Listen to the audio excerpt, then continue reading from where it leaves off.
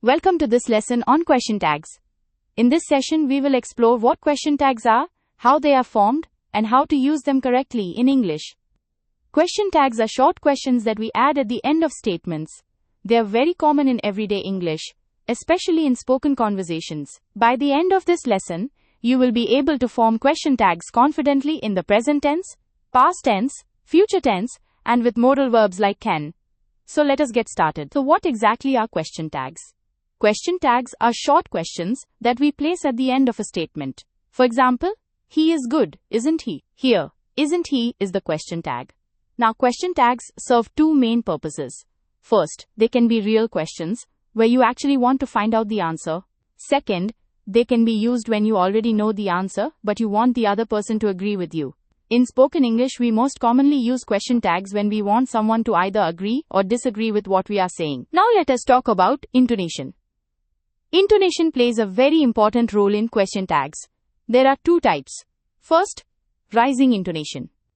When you are not sure about something and you want to check or confirm information, your voice goes up at the end of the question tag. In this case, it is a real question and you are genuinely looking for an answer. Second, falling intonation. When you are already sure of the answer and you just want the other person to agree with you, your voice goes down at the end of the question tag. You are not really asking a question, you are simply encouraging the other person to respond. In everyday spoken English, people mostly use question tags with falling intonation to get agreement from the listener. Here is the golden rule for forming question tags. It is very simple. If the main statement is positive, the question tag must be negative. And if the main statement is negative, the question tag must be positive. Let me give you examples. If I say, he is good, that is a positive statement.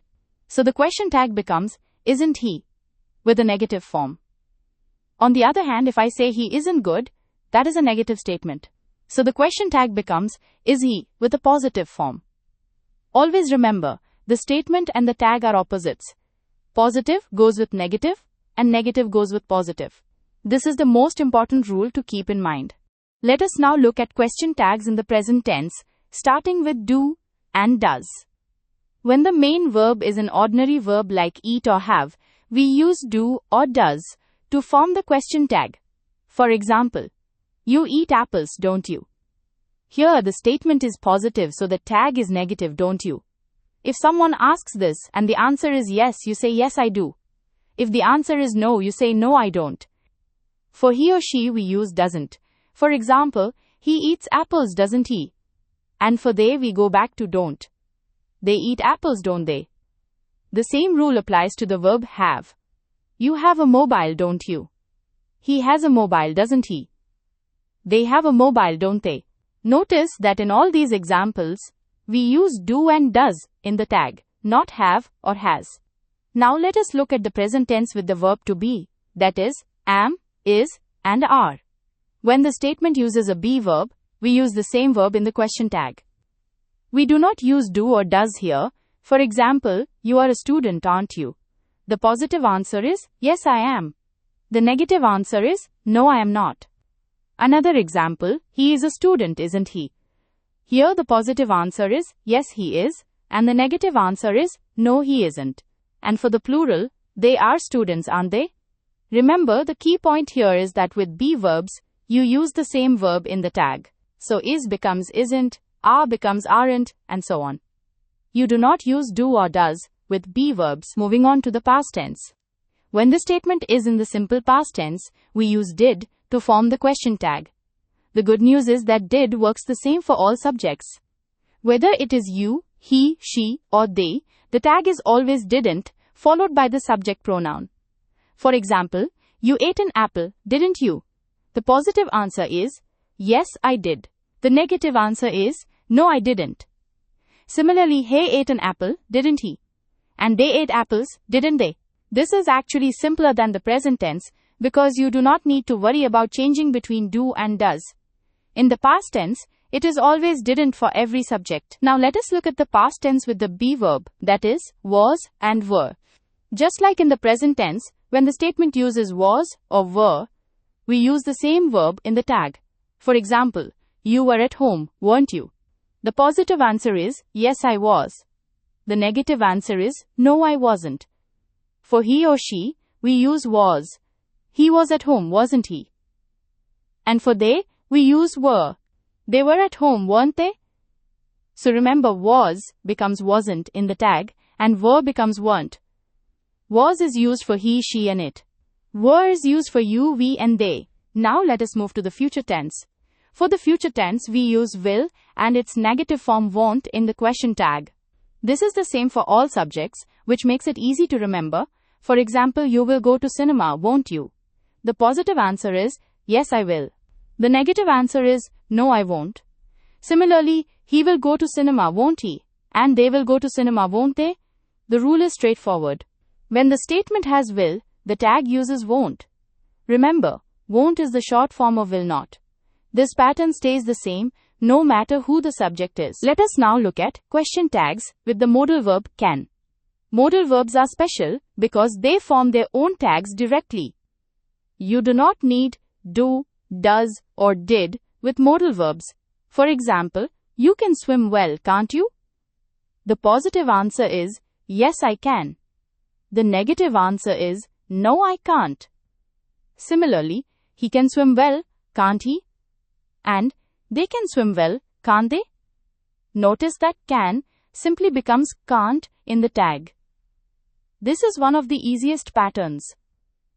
Just like will and won't, can and can't are direct opposites that you use in the statement and the tag. The same rule applies to other modal verbs like could, should, and would, but we will focus on can for now. Now let us flip things around and look at negative statements with positive question tags in the present tense. Remember our golden rule. If the statement is negative, the tag must be positive, starting with do and does. You don't eat apples, do you? Notice the tag is just do you without any negative word. Similarly, he doesn't eat apples, does he? And they don't eat apples, do they? Now, for be verbs, you are not a student, are you? He is not a student, is he? And they are not students, are they? When someone uses these negative question tags, they usually expect the listener to agree with the negative statement. So the typical answer confirms the negative, like yes, I don't, or yes, he isn't. Let us continue with negative statements in the past tense. For did, the pattern is the same as before, just in the opposite direction. You didn't eat an apple, did you? The tag is positive because the statement is negative. Similarly, he didn't eat an apple, did he? And they didn't eat apples, did they? For was and were, you were not at home, were you? He was not at home, was he? And they were not at home, were they? The answers to negative question tags can be a little confusing at first. When someone says you didn't eat an apple, did you? And you want to agree that you did not eat it, you say yes, I didn't. This means yes, that is correct, I did not eat it. Now let us complete the picture with negative statements in the future tense and with can. For the future tense, you won't go to cinema, will you? Notice that won't in the statement becomes will in the tag because the tag must be positive. He won't go to cinema, will he? And they won't go to cinema, will they? For the modal verb can, you can't swim well, can you?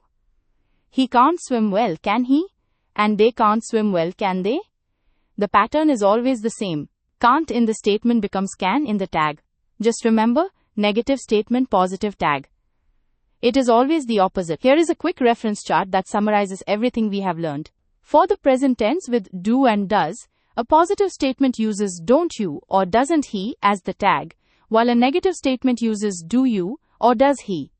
For be verbs in the present, it is aren't you or isn't he for positive statements, and are you or is he for negative statements. In the past tense, with did, always use didn't for positive statements and did for negative ones. For was and were, it is wasn't or weren't for positive and was or were for negative. In the future, will becomes won't in the tag and vice versa. And for can, it becomes can't and back again. The key takeaway is this. The statement and the tag are always opposites. And that brings us to the end of this lesson on question tags. Let us quickly recap what we have learned today. First, question tags are short questions added at the end of statements. Second, the golden rule is that a positive statement takes a negative tag, and a negative statement takes a positive tag. Third, always match the verb in the tag with the verb or auxiliary in the statement. Whether it is do, does, is, are, was, were, will, or can, the tag must use the same auxiliary verb. And finally, pay attention to intonation. A rising voice means you are asking a real question, while a falling voice means you are looking for agreement. Practice these patterns, and you will be using question tags naturally in no time. Thank you for watching and keep practicing.